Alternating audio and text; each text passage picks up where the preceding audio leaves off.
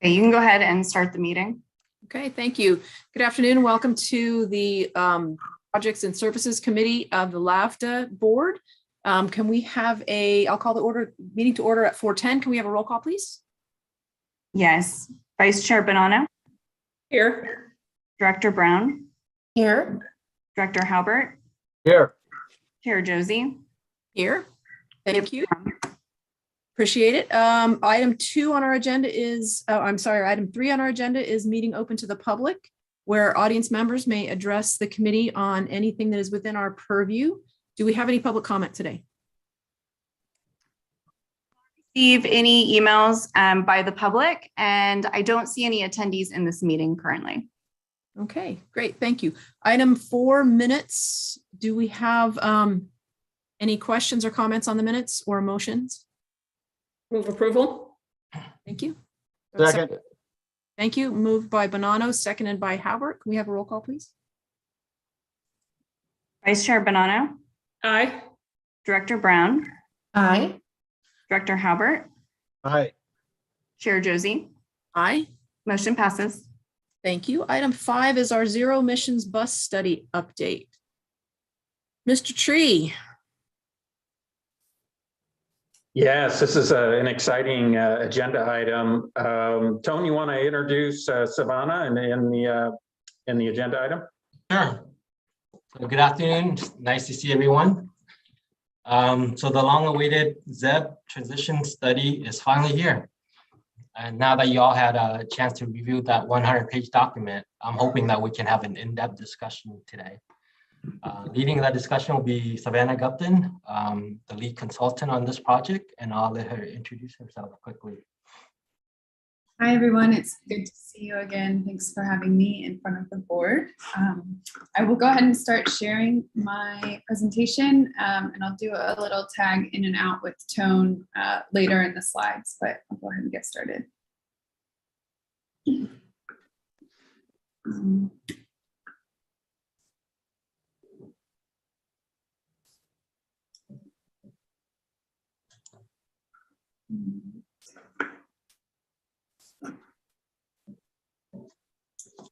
Are you all seeing the note screen or the presentation screen? Yes, it's perfect. Okay. Great. All right, so we're familiar to you all by now. It's the Center for Transportation and the Environment. We've been working with you long enough to be addending the master plan already because technology in the market has moved so rapidly. So we're going to give you some updates today on the state of affairs and moving ultimately towards a transition pathway related to the Innovative Clean Transit Regulation. So just a reminder that this is a purchasing mandate and with pursuing a goal of 100% zero emission fleet by 2040, but the zero emission fleet conversion is not the mandate, just the purchase table that's outlined below. So that really drives the purchasing schedule as well as known procurements that LAVTA already has in order to move the transition forward towards zero emission. As a reminder, the Innovative Clean Transit Regulation also requires a rollout plan from every California transit agency and small transit agencies, so less than 100 buses that pull out, that's LAVTA, are due in July of 2023. So a reminder on the technologies that we consider. We currently market available and commercialize our battery electric buses and fuel cell electric buses, two different technology types that are both zero emission at the tailpipe. So just a review of the battery electric buses and few considerations is they actually can't perform exactly a one-to-one replacement of the internal combustion engine vehicles. So we use the acronym ICE for those. So that's any traditional fuel type. Like diesel or diesel hybrid are still considered an ICE vehicle. So they often can't run the full range with just a single depot charge. So we often look at other technology solutions that can keep service levels the same. And I'll talk about that a little bit later in feasibility. But they do take a charge instead of fueling traditionally. And the fuel cost can be highly variable because it comes from the grid. So it's often dependent regionally and then also on your demand. So there's higher demand fees and time of use schedules, especially for the Bay Area. We have pretty pricey electricity, where in Georgia or something, you can get away with about a nickel per mile in some cases.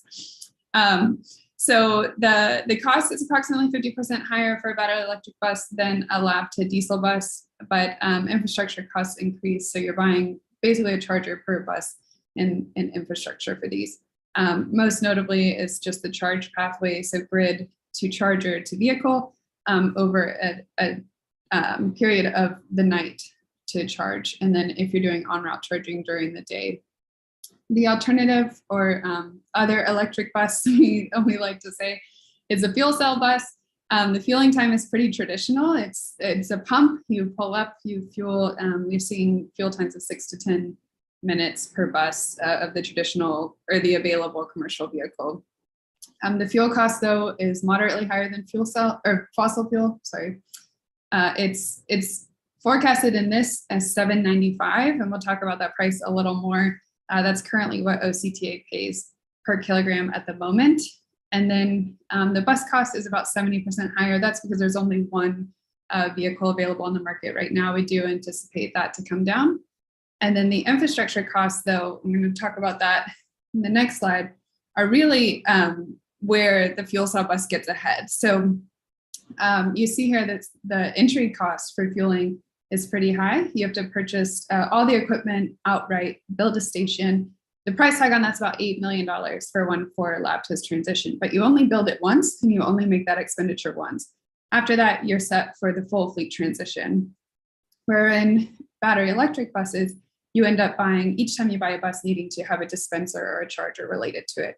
Start to lose footprint in your depot. You're constantly having to kind of move and keep your depot a bit flexible because you're adding equipment. Additionally, if you're relying on on-route charger, you have to do some land acquisition to charge those vehicles.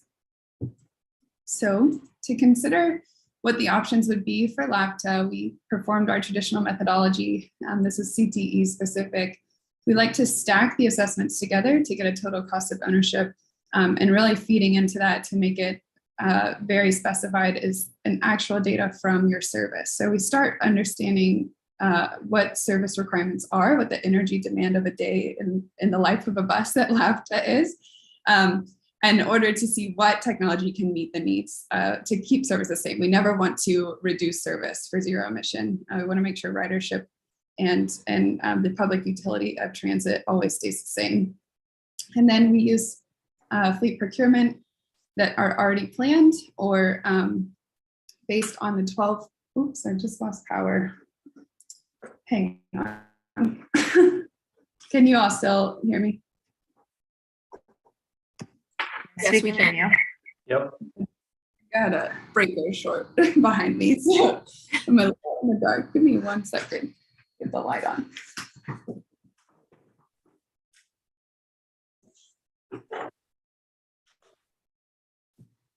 I think demonstrating why electric might be problematic. I was thinking the same. A little on the nose there.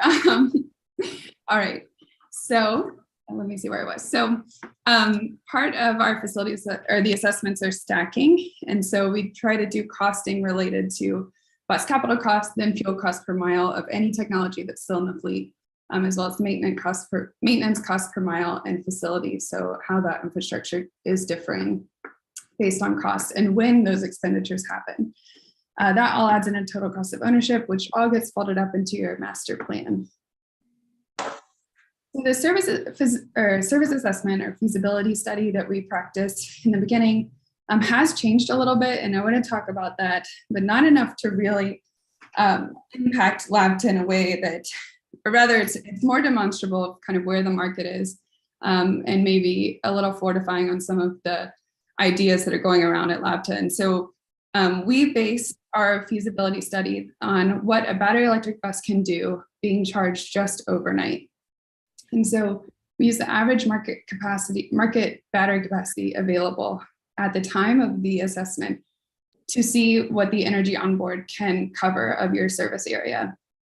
When we first did this, we used a battery pack that was a bit smaller. I think it was in the 450s. And recently we've seen a lot of improvements in onboard capacity. So earlier, your original service feasibility was around 67% of service could be completed with a vehicle charged overnight. With improved battery capacity, we're at an average of 536 now.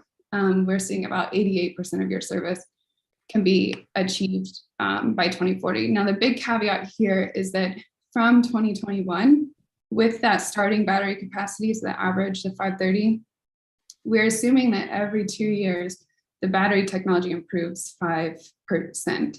And that's not a known quantity, and there eventually will be a cap on energy storage on board the vehicle. So something to keep in mind, but it does show that there's a little bit more that a BEV can do than we originally indicated. And so we want to be very clear about that. Can I interrupt for a second? Are you okay with some questions, or would you rather get through it? I just don't want to forget my questions. I'll write them down if you'd rather just get through the slides and then we can ask questions. I'll defer to Michael or Tone their preference on it. We're hoping to have a conversation today, so I would prefer that we ask the question along the way. Chair Josie, you're okay with that? I'm fine with that. Yeah. This one's a real quick one. Hopefully they all will be. When you're talking about the improvements in batteries, the ability to charge to 88%, I think you said overnight. I think that's what I heard you say. That just means the need for en route charging is decreasing. Is that what I should infer from that? So it's not a charge capacity of 88%, it's a feasibility of your routes. So it's if 100% of your routes, 88% are feasible with an overnight depot charge. Okay, so some of them still potentially, you're going to get to this, I'm sure, but that would say something about whether there is or is not a need for on-route charging. Yeah, so I think the really telling part of this is that after 20 years from now, batteries still won't have improved to meet all the needs of LAVTA service. So we're still missing 22% of the service that that you all currently supply today with 20 years of improvement. So, okay, thank you. Savannah, did you want to move to the next slide? yes.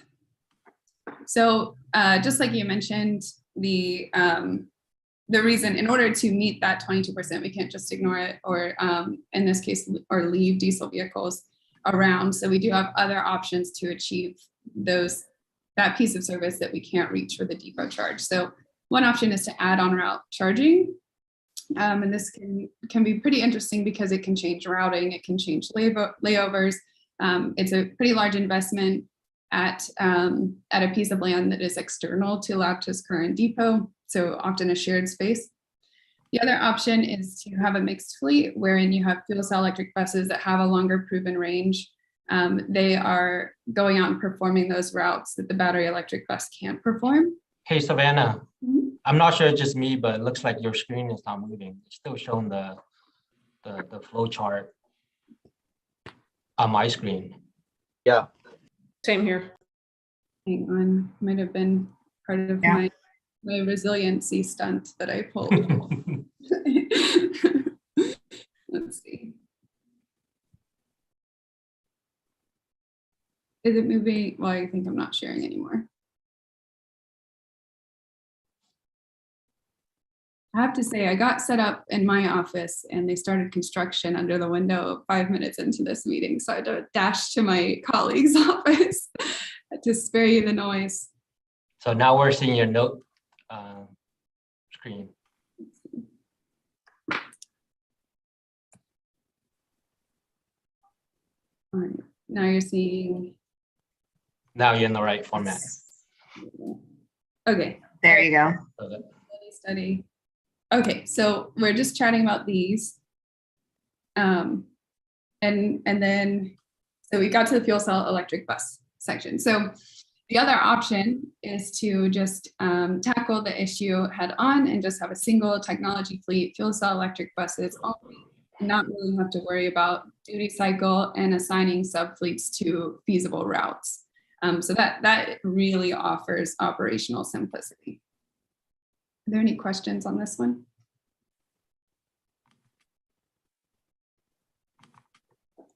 All right. So this is our total cost of ownership slide, comparing all of the scenarios together. Just a note that, this is a 20-year forecast of cost. We do consider inflation, but you can pretty much see that the area of margin between the scenarios is is within parity. So we do see that, at this kind of forecast and the numbers that we're using with a rapidly changing market, the 201 for the mixed fleet and the BEVs and the 214 for the fuel cell fleet are pretty negligible.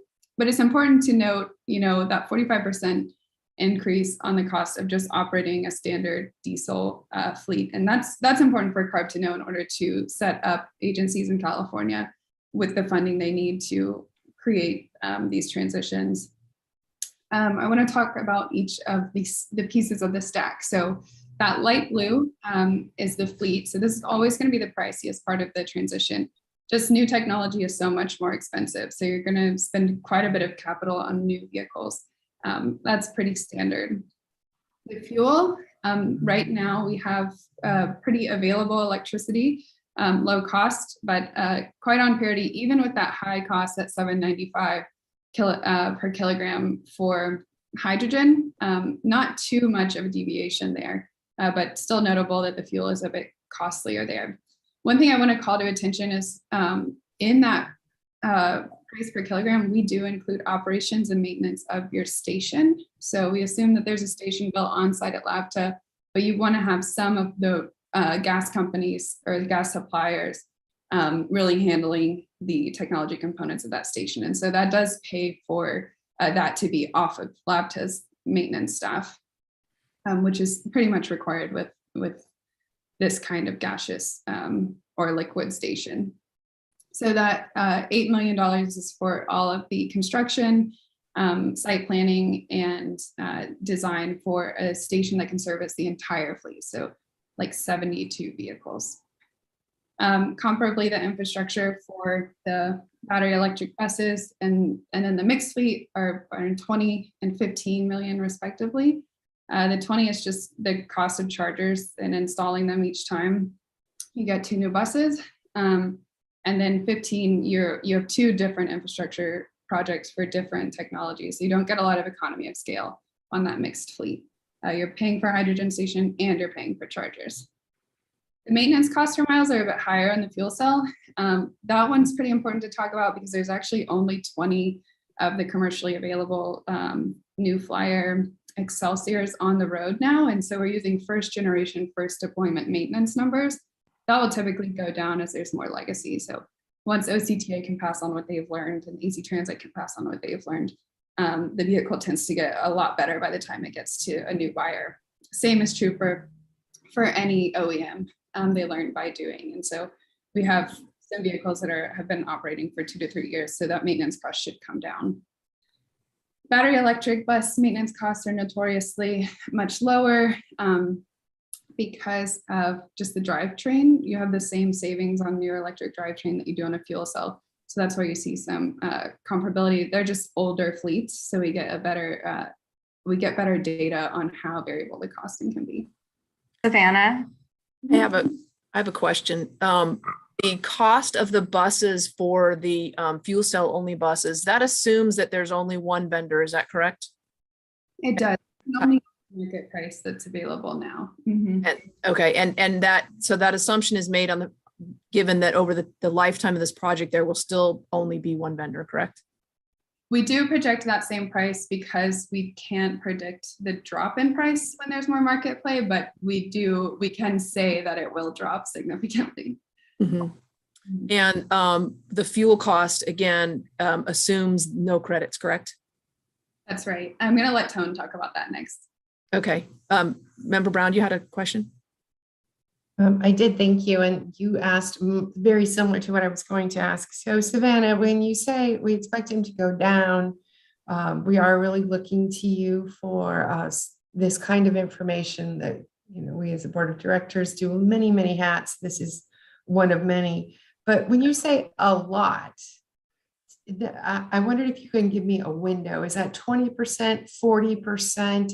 Because I'm also hearing that hydrogen in its original infantile phase right now, you're using other methods to create the hydrogen, but later we'll be using water to create hydrogen, that the cost of the creation of this fuel for the fuel cells will come down significantly. Can you give us a little idea? Are we talking about a 50% reduction? Because that's the way I'm kind of hearing amongst in the weeds, but I'd really like to hear from you. What is a lot? Yeah, so let me address that on the capital bus, the bus side, and on the price per kilogram side. So the first thing is that the New Flyer is the only fuel cell bus 40-foot transit vehicle that's available at the moment. There is an Eldorado one, but currently the most popular and functional one we see is the $1.2 million New Flyer Excelsior. That was $1.2 million in 2017. It's now at 1.1. So we're seeing a pretty dramatic 100,000. And then now on some of the state contracts, it's closer to $1 million. So that's dropping pretty rapidly. Once that's a single player in the industry. Now, when someone else announces and jumps in, we definitely will see the results of cost competition. And so that is less predictable because I can't say, what Gillig will price their vehicle at yet. But the cost of rare earth metals is pretty high, and generally just the amount of technology components on these vehicles will keep the cost of that vehicle higher than diesel for the near future. It's good to look at the cost depreciation of the battery electric buses. So they've been around for a bit longer. And those were up in the millions as well, and they're now at 800. That happened pretty quickly. So that's definitely, we expect fuel cell to follow battery electric in the pricing, but it really is dependent on how many players announce that they'll have, that they'll be competitive. Thank you. What about the actual fuel themselves, or this hydrogen fuel? Yeah, so the 795 is rather high. So that's also a deal struck early in 2017 for the fuel cell consortia between AC Transit and OCTA. So that's steam methane reformed hydrogen. That's dirtier hydrogen. It's not a clean process. You do methane breaking. But that's it's a very constrained supply line. So usually hydrogen is used in hospitals and laboratories, not as a fuel. And so that really spikes demand and usage and how much a client will go through in a day or in a week. So that has been a challenge. Supply chain for the molecule has been a huge challenge, driving the price up. But now we have seen and heard of so many announcements. I mean, even in the past year during this project, the first element production in Nevada, as well as and we'll talk about this a bit later, but the distribution that they're building and distribution site that they've built in Livermore really brings localized hydrogen supply and kind of floods the market, as well as other production means that are green being built in certain parts of California with CEC funds. So generally, I mean, we're all familiar with the Earthshot initiative of like $1 per kilogram that the DOE put out. I believe, that's a bit pie in the sky for now, but we do think that the 795 is quite high, that 5 could be more realistic. But also it's really dependent on how online these green reforming or green production sites become. Okay, I remember, so I sit on ACTC and they've been talking about hydrogen over right on the water's edge, because it's kind of a dirty area that's just been an air pollution problem. So ACTC was also looking to add a hydrogen distribution system for buses right over by water's edge there on the bay. So hopefully, as you said, more will bring about technology and quantity and economy of scale and all that. So, all right, well, that's helpful. Thank you.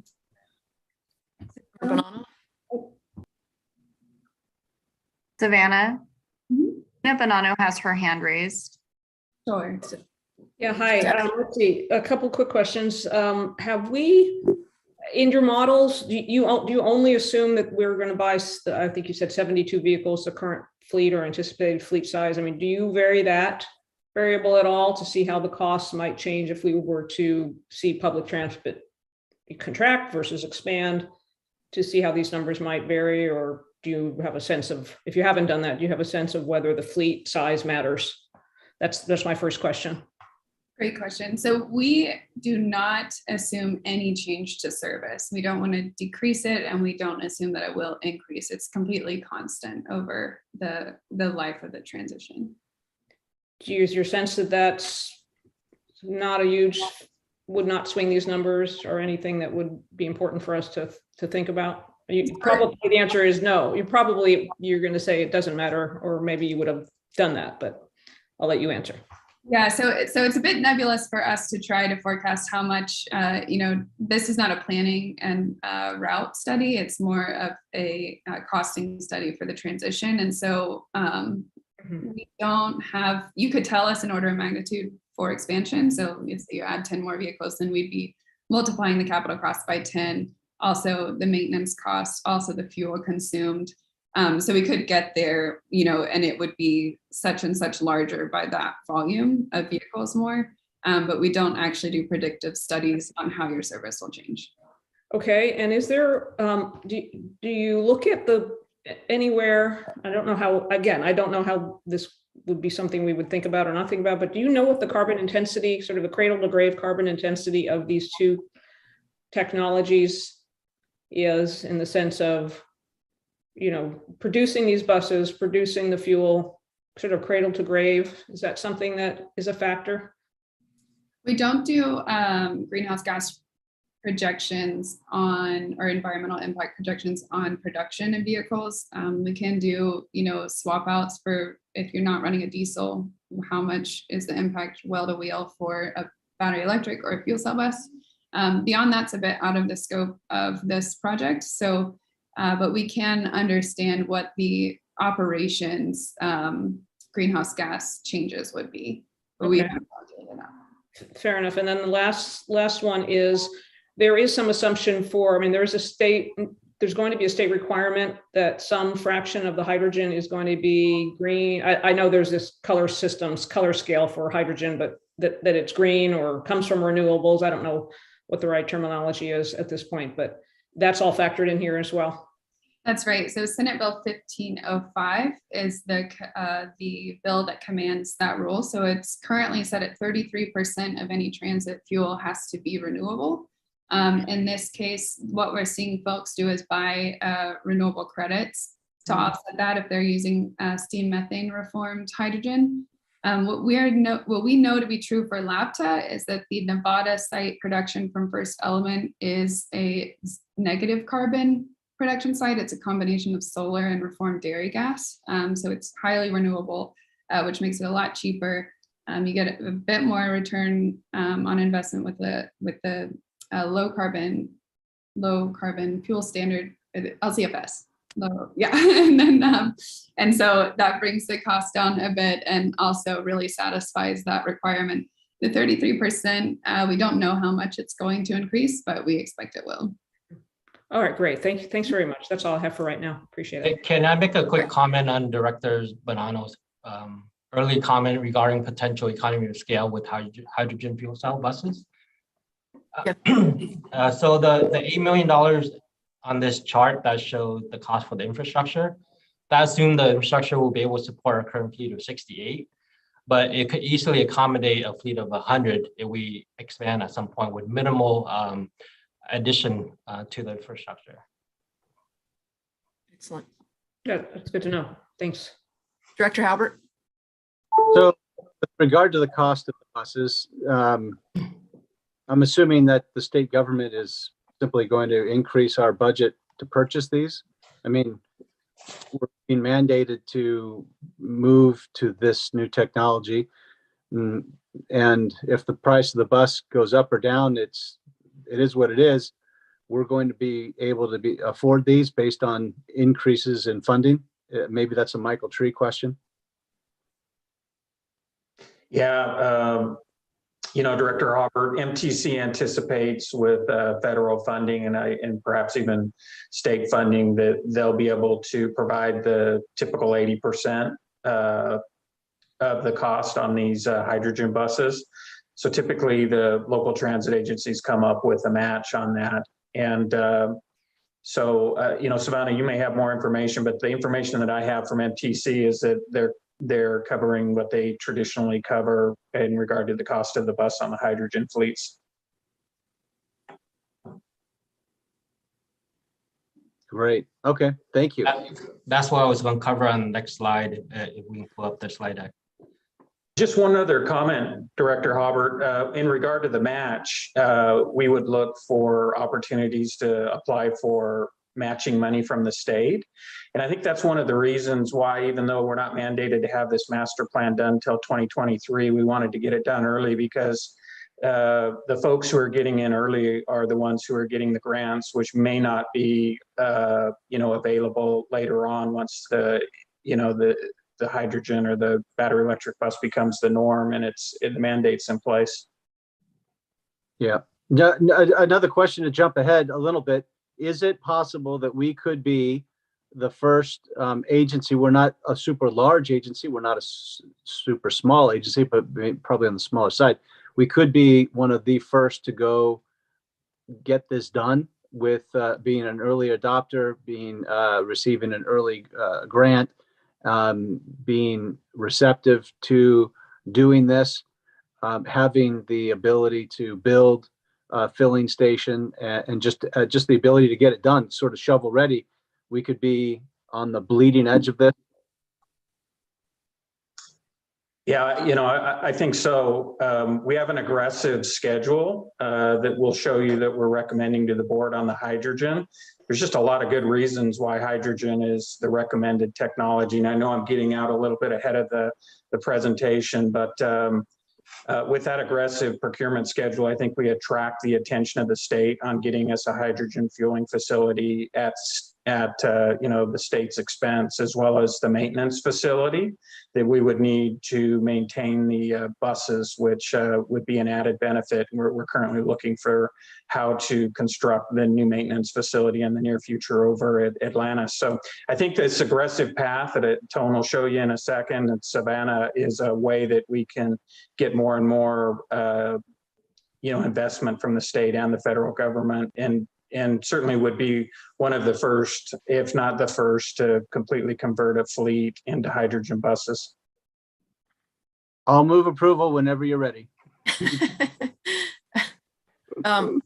We may be getting this is the danger when you let us ask questions before you're done. We may be getting completely ahead of you, but Yep. Is there the possibility that if we're one of the first hydrogen fuel stations, that we can maximize this by fueling other people's buses and other people's vehicles, including perhaps fire trucks and things like that? Is that a possibility? Absolutely. Okay, great. Any other questions before we move forward?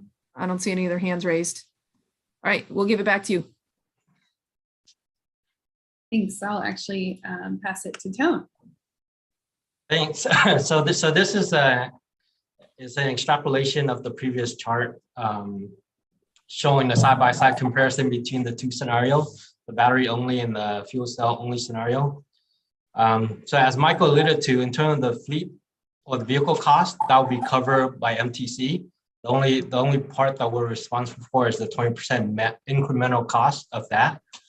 And then if you look at the maintenance cost, is pretty comparable. And then the fueling infrastructure is much cheaper with the fuel cell scenario. So this chart, I incorporate in the LCSF credit that we mentioned earlier. So based on what we've been learning from our peers who are actually claiming the credit, that they're currently getting about $3 per kilogram through LCSF. And the assumption is we're paying $8 per kilogram. So if you net that out to about $5 per kilogram, our fuel cost actually goes down to 18.6. So the overall total cost of ownership is negligible. As you can see, it's barely $1 million if you look at the two scenarios. And with a strong emphasis on climate change at the federal, state, and local levels, we don't believe that the LCSF program is going to dissolve anytime soon. That's a bit of a risk, right? I mean, just kind of interjecting that, that's our belief, but I think Savannah does a good job of making sure that we know that there is some level of risk there, moving forward in in a decade or two, within this window of the budget. Can I just ask what LCSF is? If you said it, I missed it.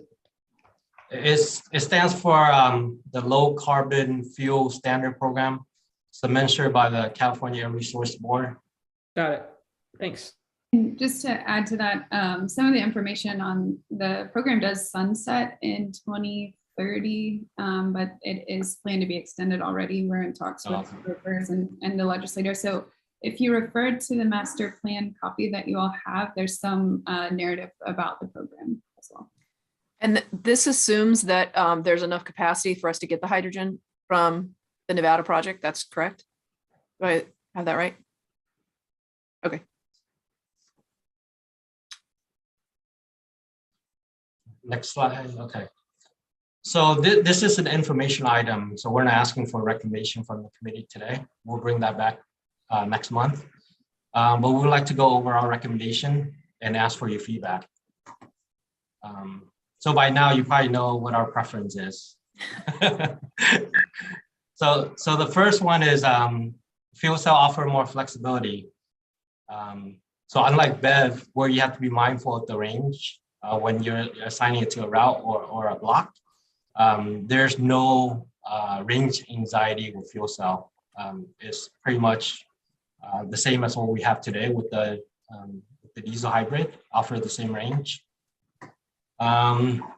And then I'm not sure you're aware, but AC Transit recently performed an analysis called the Zero Emission Transit Bus Technology Analysis, where they compare side by side the performance of a diesel bus versus a diesel hybrid versus a fuel cell versus the battery buses. And based on the result from the first volume that they released, the reliability on the fuel cell is much higher than the battery at 90% versus 57%. And then as we've been talking, with more suppliers entering the market, more hydrogen plant are being constructed, we anticipate that the fuel prices will go down over the next decade or so.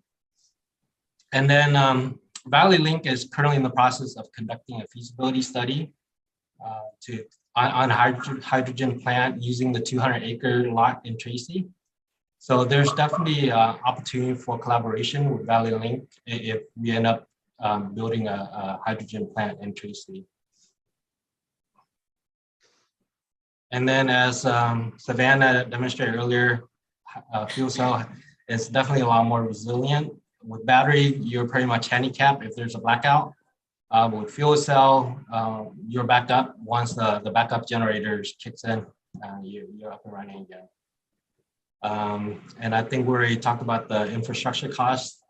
There's definitely economy of scale where you can construct a hydrogen station and you're done with. But with battery, you have to scale up as your fleet size increases. So either you have to install more depot chargers at Atlantis or install more on-route chargers either at the trans center or at the BART station.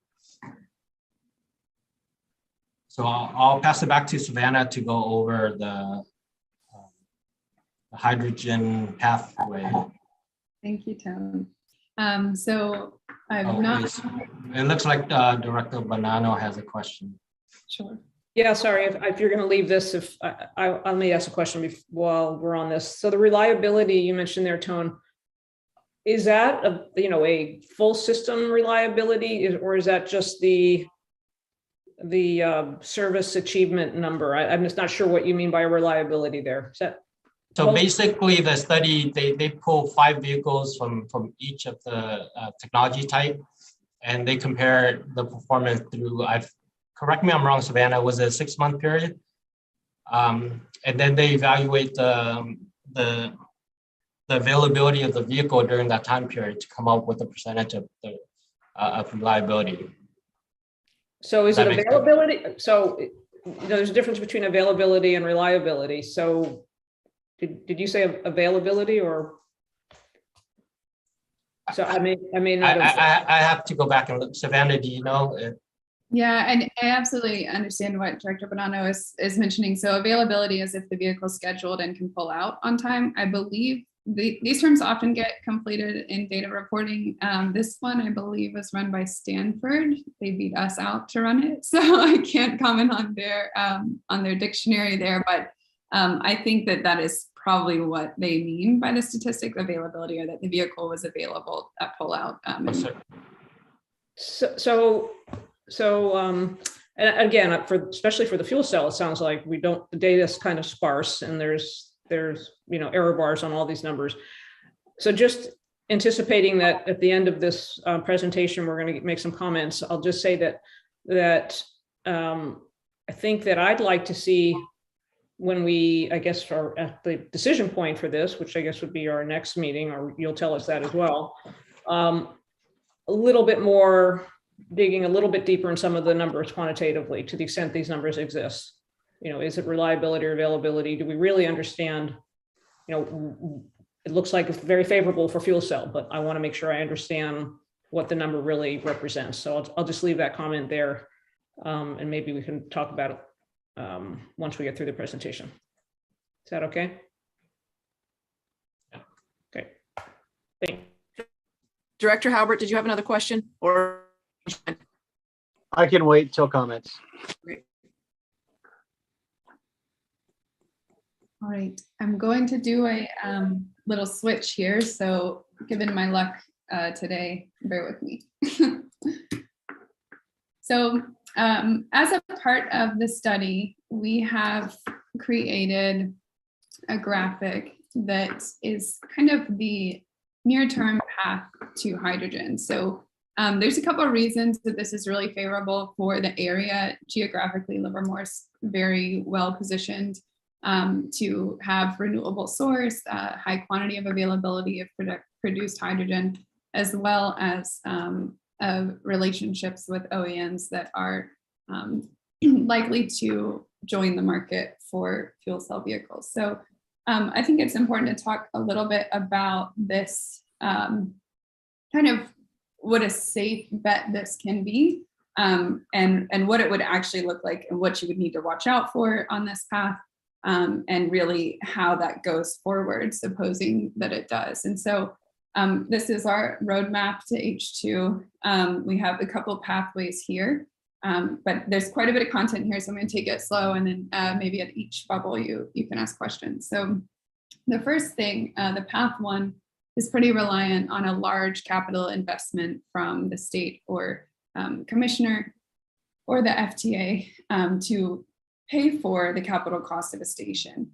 So in order to pursue this path, you would need a commitment for delivery of the first fuel cell buses in early 2025, and everything about the infrastructure hinges on the delivery date of the first article. So you never want to have infrastructure sitting without a bus, and you never want to have a bus sitting without infrastructure. One's a little bit worse than the other, but it's still wasted fuel if you've got a station sitting there not being used.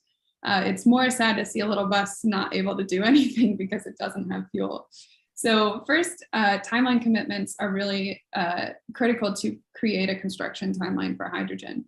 The other really critical path that we always recommend is that you actually have a requirements analysis. So that may look familiar from our methodology of what the energy demand, so the quantity of hydrogen you would need to have on deck to perform a week of service. So that's a requirements analysis for the fueling station. It's inclusive of a construction schedule that's based off the bus schedule and the energy demand profile of LAVTA's service. And so it kind of is a caveat, or it captures all of the kind of hardest days and the easiest days of service in any fleet expansion you might have, you would put into this RFP. And you'd want to develop a really special RFP to make sure you'd want to have an expert in the room helping you develop that RFP to make sure you're asking for all the right things and aware of potential falls that could be in the contracting. After that, there's contracting for vehicles, and then there's contracting for the station design build and the fuel provider. Often the fuel provider and the station design builder are the same, but many times they're not. So that's another thing to be really thoughtful about. And then you can get a notice to proceed on construction. So any questions on those two? So it gets pretty rosy around in here. I don't cover all the all the things that can happen in construction and production. Oh, I see, Mr. Halbert. So as I'm listening to the discussion at other meetings like ACTC, as I listen to other commissioners who I know from those commissions that are on ACTC, as I listen to discussion by, for example, the Port of Oakland investing into a hydrogen fueling station, as I listen to leaders at Chevron who are converting from fossil fuels to hydrogen, I just have to wonder if we should be linking arms with other agencies, and at the risk of slowing down, rather, is there an opportunity to have a mega RFP or to have some coordination of effort for purchasing power, leverage, and or sorting out the technology as we move forward? You know, we're and those are just a few. There's others, you know, in Contra Costa County and in you know, the San Ramon, Bishop Ranch, and other areas that are looking at hydrogen.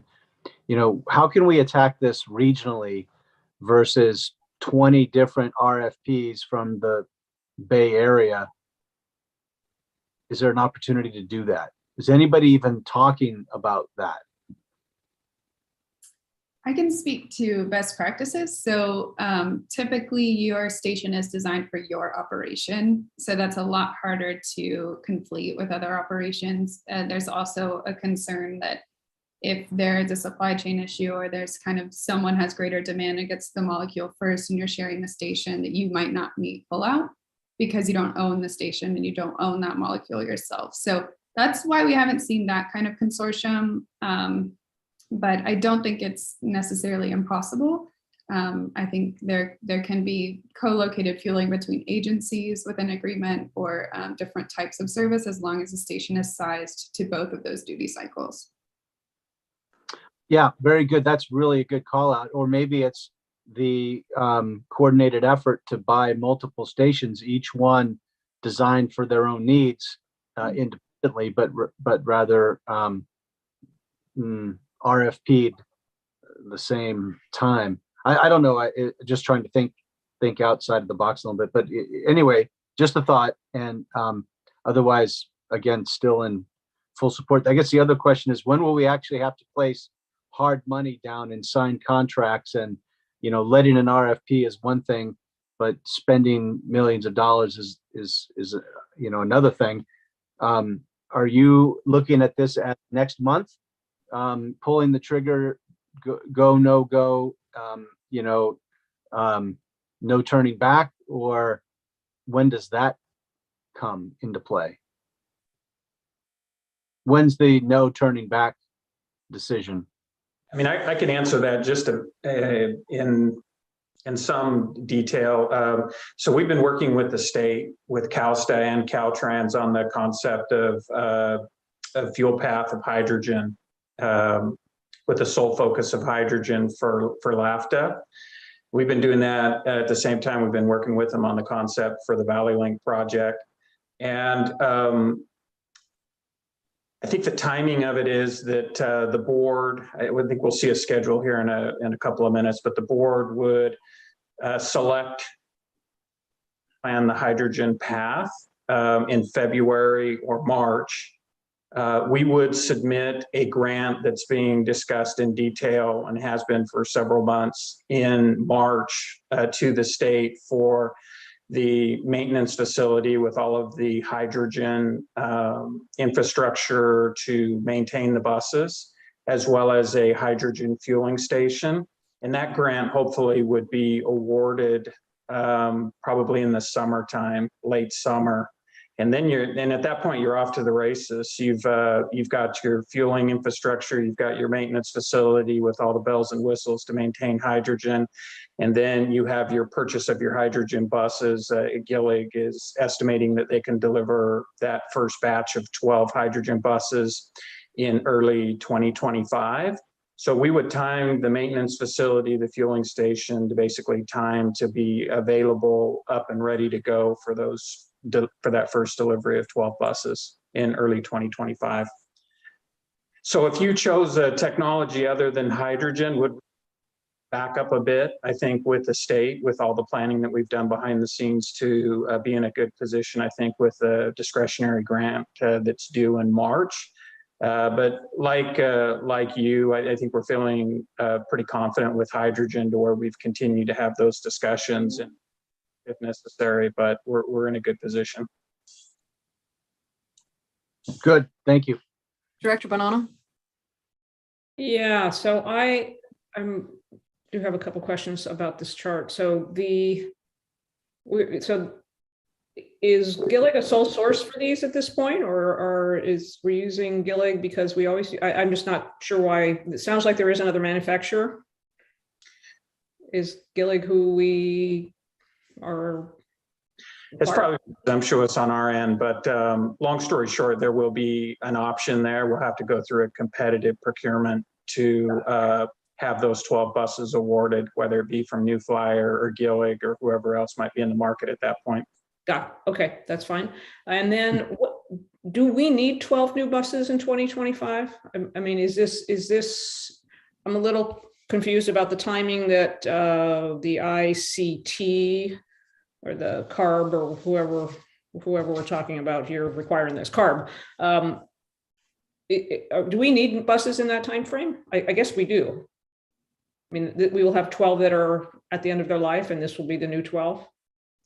Yeah, Tom, they're replacement buses, aren't they? All 12 of them? Yeah, they're scheduled to replace the 2011 buses. Got it. Okay, that's what I had. Thank you. Okay, any other questions before we continue on down this? Okay, go ahead, Savannah. All right. And then just to answer the timeline question a bit more firmly, so you would want to plan for an 18-month construction period from site planning, notice to proceed to commissioning with a vehicle. So 18 months back from the predicted delivery of the vehicle was about when you would start to spend money on the capital project. So production and construction occur at the same time, and then you have bus delivery and station commissioning at the same time. I mentioned that that's pretty critical they happen together. One, because you want to accept the vehicle on the terms that it can fuel the way that you want it to before you finally pay off that purchase. And then additionally, you need a vessel for the fuel to flow into in order to commission the station is functioning properly. Ideally, that's your vehicle. Buses can then enter service. Concurrently to this, you'll want to be doing maintenance and operations training on this type of technology for your staff well in advance of their arrival as well as after. And then we often see folks wanting to perform a year of data reporting. So key performance indicators that the vehicle is doing what you asked it to do of the OEM or the manufacturer, and as well as to learn more about your new fleet. So a couple risks and mitigation. So there's been talk about the first element, fueling. This is a huge boon to this program should you elect it, because there is this fueling option if all else fails, that you can also provide a huge safety net that no one else who has endeavored in this would have. So that's really great. So if these do become untimed, the station build and the bus delivery, you can still accept your buses by fueling them down the street. And you could still enter them into service by fueling them down the street. If bus delivery is delayed, then you would still have a bit of trouble with the commissioning of the station, but it can be done with a synthetic simulation of fueling. The big concern here is the maintenance facility and the construction projects at Atlantis Port. So you'd want to time those appropriately, that you're not having conflicting construction projects on the same territory. That just creates probably a headache for everybody. And then additionally, you would need to have a maintenance bay that is outfitted with hydrogen detection. So the safety requirements, because hydrogen has a low flame point, are pretty are required and necessary for safety for doing any maintenance inside a maintenance facility. There's also an option to defuel a bus completely and work on it, or to work on it outside, but those are really not recommended for long term. So that's kind of path one, supposing that the capital exists, and I'll pause there before I move on.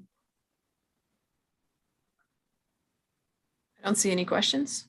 All right. So the other options, in case you're not betting on award for a grant or to kind of supply for a path forward without tons of funding, would be these path 2 and 3. So a temporary fueling contract for both of them. And the first one is to just move forward with the full replacement fuel cell buses, replacing those 2011 diesel hybrids, and then establishing a short-term fueling contract or a fueling contract until you can get funded for your own station with First Element in order to fuel there. This would require a retrofit of your existing maintenance space, which can be much more expensive than the incremental cost of just a new construction project. But you could do that and then continue with on the path of your zero emission transition. Alternatively, if you wanted to run a pilot, you're not so comfortable going all in, you could go for a 4 bus purchase, retrofit 1 maintenance bay, and still have that fueling contract. So these are a couple of the ways forward on hydrogen that we recommended and vet for kind of process and really putting wheels to the road. So I have a question on path 3 there. If we opted for a pilot program, we would still be needing to buy some, that would basically be that hybrid scenario that was in the full study report, correct? Because we would still be needing to replace some of those 2011 buses. Is that correct? We would be buying battery electric buses? I think the idea is that you would just buy diesel, right, Michael or Tone?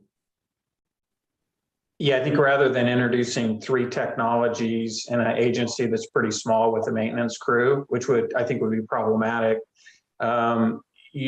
Technically, under the purchasing requirements of the state, you could just purchase 4 of the 12 with zero emission technology. And then the others you'd just purchase with your traditional hybrid diesel that we've been running. I mean, it's not optimal because you're introducing these hybrid diesels into the fleet for another additional 12 years of their life cycle. So, you know, it would be kind of the worst case scenario backup plan, contingency plan to things being difficult as far as having a maintenance bay retrofitted and fueling and so on. What would cause us to go to path 3? I mean, I know that's in some sense a question. Well, what would drive us to path 3? Well, I think it would, I think it would be just whether you kind of the wheels came off, so to speak, no pun intended, on having the money to retrofit your maintenance bays. I think they're about $300,000 a bay to retrofit them. And I just can't imagine we couldn't find sufficient dollars to retrofit 2. But if we couldn't, certainly we could probably come up with a retrofit of at least 1 maintenance bay.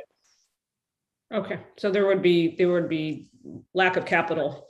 Yeah, this is kind of assuming not a risk. It wouldn't be we don't believe in fuel cell buses. We want to try 4 before we commit. It would be more based on funding. Okay, thank you.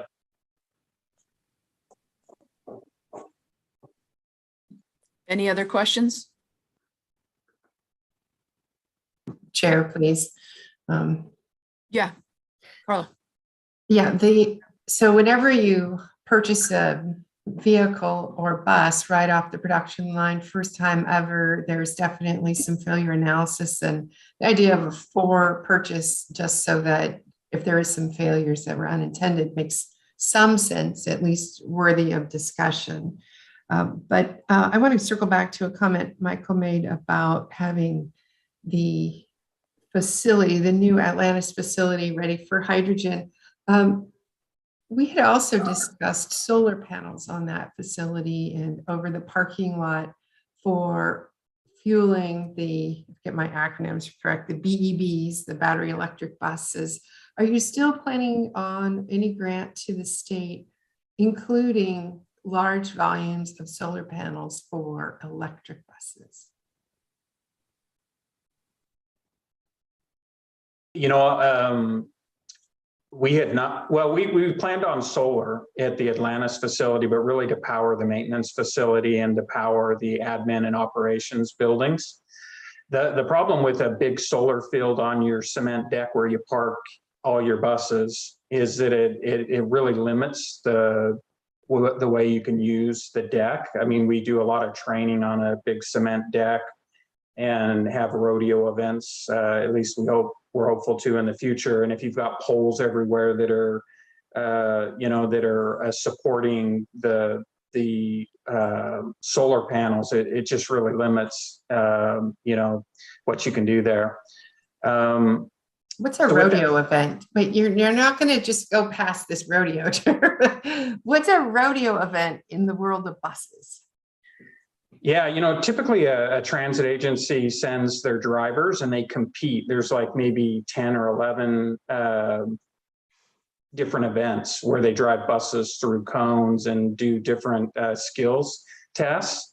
And in the past, LAVTA has sent drivers to these events. They happen at the state, and then they even happen at the national and international level. So, Tone and I have talked about getting our drivers back at these events, and to have it's important to have a really clear cement deck or parking area to be able to set up the course.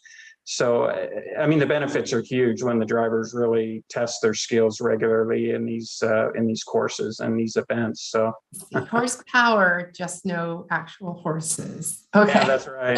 It's a rodeo rather than a. we have an old bus, it's a radio. Radio. There we go. Thank you for the additional information. Okay, I see that, but I also see a large flat surface that could be. I thought before the discussion of hydrogen, we had some concept about a large solar facility there. So if we're going all in on hydrogen, it makes sense to make that selection. And then my last comment is really two. Thank you, David Havert, for Port of Oakland was the term I was trying to think of instead of at water's edge. But yes, Port of Oakland is looking at a hydrogen bus system there for air quality. Last, Savannah, I agree with Gina. There were too many times the PowerPoint slide said, when we get the buses from Gillig, and it really should be neutral for equal bidding process, especially since we're a quasi-government run agency. So with that, those are my comments. Thank you very much for your presentation. And it will be exciting to see how this board the board of directors decides how to take the LAVTA wheels bus system, whether we're going to go electric, hydrogen, both, or whatever the future holds. It's exciting things. Looks like we have some more slides. You have a timeline you'd like to show us? Sure, and thanks for your comments. Definitely noted, we'll update all the documents. So I think Tone wants to talk a little bit about process and dates here. Yeah, so thank you for all your comment and feedback. We'll definitely try and incorporate it for the future meetings. Again, today is only an informational item. We'll plan to take this slide deck to the Livermore City Council meeting on January 10th. And then we'll bring it back to this P&S committee in late January as an action item with the recommendation of selecting a scenario. And then the formal board approval is scheduled for February 7th. If a path is decided then we'll work on the rollout plan and take it back to the board for approval on April 4th. Any questions? Director Bonanno. Yeah, I think I got most of my questions. No promises after I hear other people's comments, but I just want to thank you guys for this presentation. It was really, really excellent. I think this is incredibly exciting. I echo Supervisor Halbert's comments about well, he sort of played it both sides. One is, do we want to collaborate and maybe we would go a little slower to have partnerships that might reduce risk, et cetera. But on the other hand, we have Livermore Laboratory, we have national laboratories in the Tri-Valley, we have First Element, we have just every reason to sort of want to be on the leading edge of this as a transit agency that's, bleeding edge. I mean, I just think this is incredibly exciting. I think we'll save our comments, I guess, on preferred fuel scenario or EV technology choice, but I guess the last question I have is, we are just any comments or would we see, I'm sorry, let me try to say it more articulately. Will we see another presentation that's updated with some of these things, or are we going to sort of cut to the chase at our January 24th meeting and just make a recommendation? Are we going to see, if we're going to see a presentation again, I had a few comments about wanting to be a little more quantitative, a little bit more of a quantitative risk assessment for both these scenarios, where we look at, what are the risks, what are the mitigations.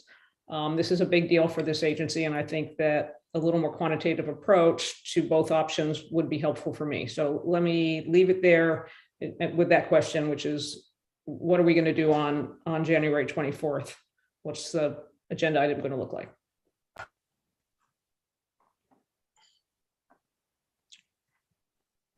We could certainly do a little more quantitative, analysis on the presentation that we provide on the 24th. I don't think that's difficult, and we can certainly get some better definition for some of the terms that you saw in the presentation as well. I mean, do others feel like that would be helpful? I don't want to ask for a lot of effort if it's nothing anyone else doesn't sort of think is important to have in front of us before we make our recommendation. Yeah, I'd like to weigh in there as well. I think these presentations are great. The charts changed a little bit from the in-depth report that we got, but the data didn't really change very much, just the charts did.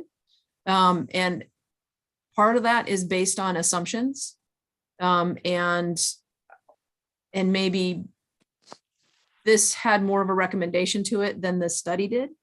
And so, because of assumptions, you can make those charts very clearly point to a specific scenario. And so I think I would like to, when this goes to the full board, I think I would like to see those charts show a bit more of a range instead of a conclusion, if that makes any sense to you, because there's so many assumptions baked in. For example, the total cost of ownership over time chart that showed there's really no difference in ownership between battery electric versus fuel cell buses. If you bake in the assumption that we're going to be able to use fuel credits, there's no difference. The other chart showed quite a significant difference in the cost of ownership if you don't make the assumption, because it's a risk, that we won't be able to get credit, we won't be able to use credits. So if we could sort of show, this is the range of costs, this is the risks we're taking. You know what am I being clear? Just so that we really do have all in one place, for those of us who might be visual learners, exactly what our risk is. We think it's going to be here, but your risk is here for both of these scenarios, so that we're really comparing apples to apples instead of, these are our best case under this assumption. This is the worst case under this assumption. Director Halbert? Yeah, so first of all, thank you for the presentation. Staff has obviously put an effort into this. I agree with all the comments and great questions. All of here on this meeting, everyone really paying close attention and asking great questions. I'm going to agree that having a little more sharpening of the pencil and calling out of the risks is important to do, if anything, so that we can show that we're doing our homework and as an agency. And so a little bit more of that would be great, so that we satisfy those questions. I think very important.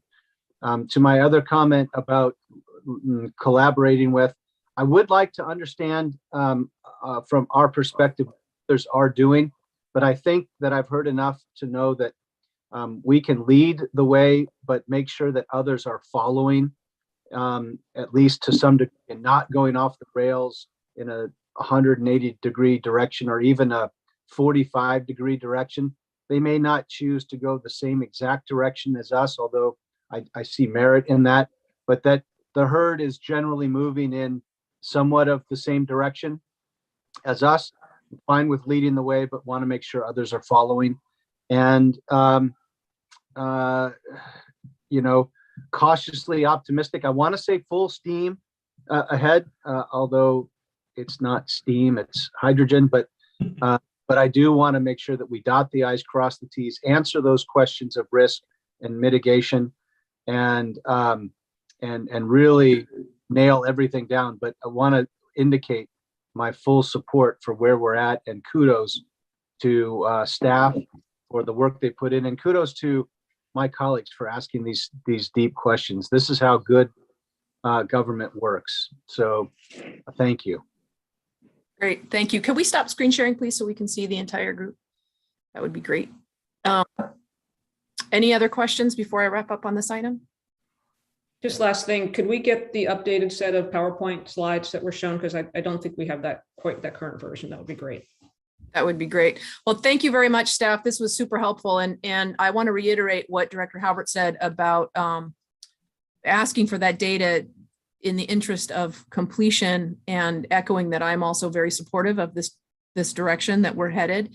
And in asking for the data with the assumptions and the bracketing, so that we make sure that we have a plan for mitigating if our assumption doesn't come true, what are we going to do to mitigate that risk that we took? If in fact it didn't pan out the way we hoped it would, so that we know what this is what we're making, this is the assumption we're making. And if it doesn't turn out that way, this is what we're going to do about it down the line. Director Brown. Chair, would you like a motion to bring this to the board? We don't need one yet. This is information only. It's going to come information. Okay. one more time before so the next time we see it in January, then we'll need a motion. Thank you. Okay, with that, we're going to move on to item number 6, which is a release of request for proposal for LAVTA and Central Contra Costa Transit Authority Joint Paratransit Procurement. Mr. Tree. This is actually my item. Okay. But Michael, you're welcome to take it. Go ahead. Hey, Jennifer, can you pull up the slide deck, please? Yeah, I'm working on it. Hold on. Okay.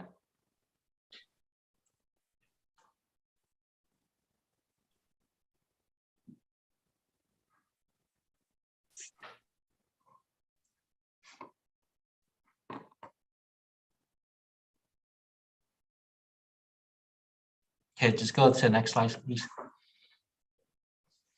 So, as you recall, back in February, the board approved or authorized the executive director to reject all proposal from our own paratransit RFP and enter into an MOU with County Connection, or Triple CTA, to establish a 12-month pilot program to use the one paratransit contractor. The pilot program started on April 1. The 2 primary goals of the program was to improve customer experience and also to realize potential cost saving to the authority. Next slide, please. So to help evaluate the effectiveness of the program, an ad hoc committee was formed. The committee consists of 2 board members from each agency, and they have met twice, one in September and one in December. Many topics were discussed at this meeting, but the main theme of the discussion revolves around the performance of the 2 systems. The committee approved the following set of metrics to be used to measure the performance of the pilot program. Their productivity, which is the passenger per hour, reliability, which is on-time performance, customer service, complaint per 1,000 boardings, and cost effectiveness, the cost per trip. Staff from both agency, along with key staff from the contractor, also meet weekly to go over the data activities and as well as to go the result of these metrics. So next slide, please. So I'm happy to report that through the first 8 months of the pilot, all the indicators are meeting or exceeding the goals. For productivity, we have seen a significant increase in the number of passengers per hour over the last several months. This is mainly attributed to the learning curve. Over time, the schedule have gotten better in optimizing the trips. It also helped that we were able to do share rides again when the state reopened in mid-June. So that's why you see an uptick in passenger per hour after May. In terms of OTP, you probably noticed there's a slight decrease in on-time performance. So with this type of service, productivity and OTP have an inverse relationship, which means when productivity goes up, you typically see a drop in OTP. So the trick is to find an acceptable balance. And I think the contractor has done a great job here. Industry-wide, a productivity rate of 2 passengers per hour and OTP of 95% are considered great. And as you can see, through the first 8 months, we're approaching 2 passengers per hour, and we're still above 95%. Next slide, please. So in terms of customer service, customer complaint has remained relatively low. Not much to discuss here. And then in terms of costs per trip, as the trip volume increased over the last several months, because this cost includes both fixed and variable. So the fixed stays the same regardless of the amount of passenger were transported. So as the number of people, passenger increase, the cost per trip decreases. Next slide, please. So overall, there has been an improved customer experience. The local one-stop shop with reservation dispatching and the mobile app for trip status and cancellation have been well received by customers. On-time performance still hovering above 90%, 95%. And LAVTA has saved approximately $290,000 over the first 8 months of the pilot compared to what we would have paid our contractor based on the procurement we performed, but ultimately rejected back in February. So for all those reasons, staff asked that the P&S committee recommends the board director to approve the request to release an RFP for joint paratransit procurement with the CCCTA. Next slide, please. So if approved today, we'll take the item to the board on January 10th. And if the board approves, then we'll issue the joint RFP with County Connection either late January or early February. And the evaluation of the proposal will be performed in March, and we'll take the item back to the board in May to award the contract. And the new contract would start on July 1st of 2022. Any questions? Mr. Tree has his hand up. Hey, I had a couple of comments. Back when we did the RFP to have a provider just provide services, paratransit services for LAVTA, the previous contract had been underbid pretty substantially, and there was never a really good relationship between the provider and and with LAVTA, just based on the fact that it was underbid and it was always a constant strain for the provider. So when we got these results back from putting out an RFP, there was a substantial increase that was projected for providing paratransit services for LAVTA. And I think just to put it all into context, that's when LAVTA began meeting with County Connection and just asking, is there a way to reduce this cost impact that we're about to receive and at the same time improve the customer experience? So, the good news is, I think, as the ad hoc committee has seen over their couple of meetings, that, you do have a substantial savings by being able to join these two contracts together and increase the volume and increase efficiencies in a lot of different ways.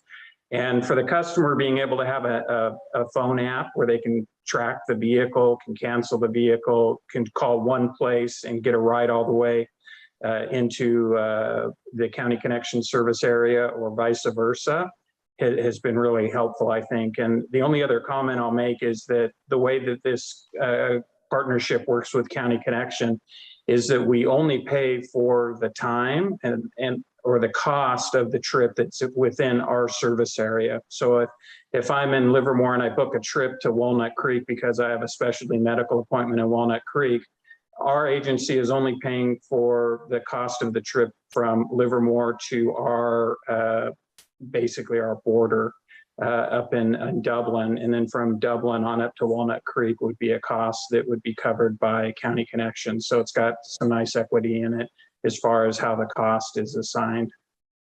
So, you know, those are the quick comments that I had. It's just one of those partnerships that I think has, you know, it isn't perfect. We've had some hiccups, and I think the teams meeting weekly to talk about those things will pay, you know, big dividends moving forward. But from an overall perspective, I think staff's really looking at this as a great partnership and a win. I don't see any other questions, so I'll weigh in. This looks to me like it's been a really win-win, particularly for the riders. The customer service metrics really, really look good, and the cost metrics and on-time metrics are trending in the right direction. And so, you know, I really commend staff for thinking outside the box when that original RFP came in so much higher. I think this is just a great service that we're offering, especially being able to go outside of the county borders on one seat. It just makes it so much easier for our paratransit riders. So if there aren't any other questions, I'm looking for a motion. Director. Before I make a motion, which I'm happy to support, I do have a follow-on question there for Mr. Trier-Tone. So so thank you for addressing the cost, because it was something that Supervisor Hubbard and I were concerned about. So I have a Livermore resident. They want to get to Pleasant Hill. They are, LAVTA is only covering the cost portion up to the end of the service area, and then everything beyond is by 3CTA. But what about the return loop? Now, somebody, let's say, has to be at the doctor for an hour. What does that vehicle do? And do they return back to our service area, or do they look for another trip that's going the opposite direction? How complex is the software program? You want me to take that, Michael? Go ahead, Tom. I know you're more intimate with the details on this. Yeah, so just go back to that productivity slide I showed earlier. So the program does have the capability to kind of package the trips together to see how many trips a vehicle can operate throughout the day. So depend on where the vehicle is at that time and where the next potential customer is. That's how they would schedule that trip to that vehicle. So it's pretty sophisticated. So they could pick up in Concord and come back to Dublin, let's say. Yes. So this so that LAVTA contracted vehicle for paratransit could pick up and come this direction, but they would not pick up and complete a route within the non-service area. Is that right? I'm not sure I follow the question. So if I take my example, they're picking up a person in Livermore and delivering them to Pleasant Hill for a doctor's appointment, and they're going to be there an hour or more. So they have an opportunity, as you stated, to pick up somebody in 3CTA Contra Costa County and bring them back to Dublin. But what if they only wanted to go to San Ramon? They don't want to go to Dublin, but they're still working their way back. But now they're functioning as a LAVTA vehicle inside 3CTA's district of operation. So the way the system's set up, so we have fleet of vehicles that are stationed throughout both service areas. Mm-hmm. And they're a combination of vehicles that are dedicated to LAVTA and their vehicle dedicated to triple CTA. So depending on the need, the way that we could use this vehicle interchangeably, because we do have the toppers that identify that's our service, and all the drivers have our badges and our uniform. So that's how the customer would know this is a LAVTA vehicle versus a County Connection vehicle. Okay, if they didn't have a rider to come back, they would just drive back to LAVTA or somewhere else their next customer is and make what they call a deadhead, right? That's correct. And with the recent change in the billing, we're now only paying for the time that the vehicle has a passenger on board. We're not paying for deadhead. So it's up to them to try to minimize deadhead and slack time. So they Oh, wouldn't, yeah. I'm sorry. They wouldn't try to pick up a passenger within Contra Costa County and bring them back to the LAVTA service area. I mean, and if they couldn't, they wouldn't pick up somebody that was going close to the LAVTA service area, but strictly within Contra Costa County to just really drive the point home. So, sorry, I'm not following the example. So a LAVTA vehicle that drops someone off in Concord Okay, and pick someone up in Concord and drive them to San Ramon only on their way back to the LAVTA service area, a LAVTA branded vehicle. Because that trip would be solely within Contra Costa. Yeah, the vehicles are interchangeable, Tone, right? yeah, they are. I pick somebody up in Dublin and I take them up to Pleasant Hill or whatnot, and then I pick up a trip that will be solely within the County Connection service area as I'm making my way back to the LAVTA service area. That's fine, and it's just all charged to County Connection. That's correct. That trip solely Okay. with. Oh, very interesting. Okay. All right. With that clarification, now that I've got my agenda up here, sorry, Chair, I should have known that from the last item. I'm going to recommend that the Projects and Services recommends to the Board of Directors to approve the service to release a joint paratransit procurement with Central Contra Costa Transit Authority. I make that motion. Excellent. Do we have a second? A second. Thank you. And roll call? Vice Chair Bonanno, Aye. Director Brown, Aye. Director Halbert, Aye. Chair Josie. Aye. Motion passes. Thank you. And with that, we'll move to the Executive Director's Report. This one I know. Hey, well, listen, it's been a long meeting and we're pretty excited for the way things are going. And I don't have anything to report. I put this on there as a placeholder only in case something popped up in between the last time we met and today, but I'm hoping that everyone's having a great holiday season and has a great New Year's coming up. And thank you for letting us use the bus in the Pleasanton Holiday Parade.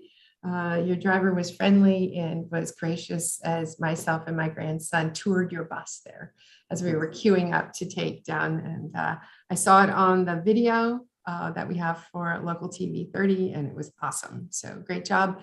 And what an amazing toys for Todd's collection in conjunction with KKIQ. It was a complete bonus and a wonderful event. So thanks for both. Awesome. And I was pleased to see in the paper that the stayed the pause on federal funding. So they've stayed the pause, which means the federal funding to transit agencies can flow again while the court case is resolving itself.